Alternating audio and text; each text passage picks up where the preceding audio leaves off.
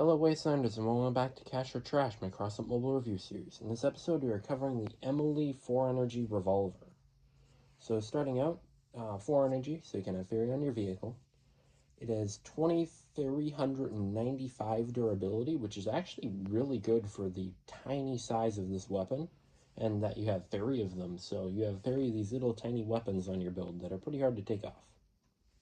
And then it weighs 180 kilograms, which is pretty light. So then moving on to the perk, so each hit from this weapon applies like a negative effect to the enemy, which is minus 30% resistance.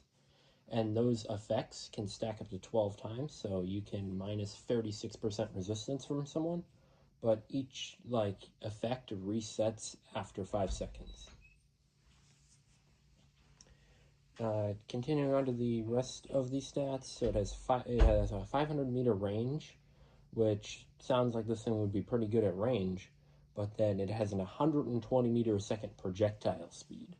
So at long range, if you don't have J and Gladiator, you're not going to hit anything. It has a 3-second reload, which when paired with the ammo box makes this thing reload very fast.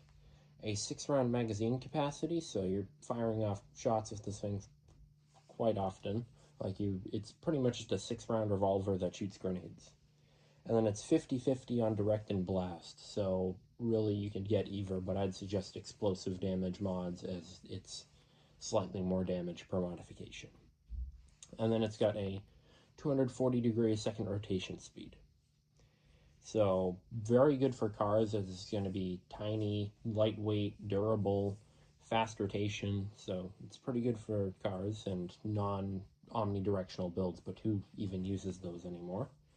And then a 30-meter blast radius, so you probably want that ammo box. So for recommended cabins, I can really only recommend one, and it's the Gladiator. If you don't have one, I would honestly not suggest to run these weapons. And the reason for that is that without the projectile speed buff and the reload speed buff, these things don't really do that much, even with the 2 tier 3 blasts you get on the set that you get out of the battle pass. So without Gladiator, they aren't very effective. With Gladiator, though, they're a pretty solid weapon. If you really want to run them and you don't have a Gladiator, the best option is probably going to be Cerrera, Absolute, or Machinist, because Absolute's going to make it so they reload much faster.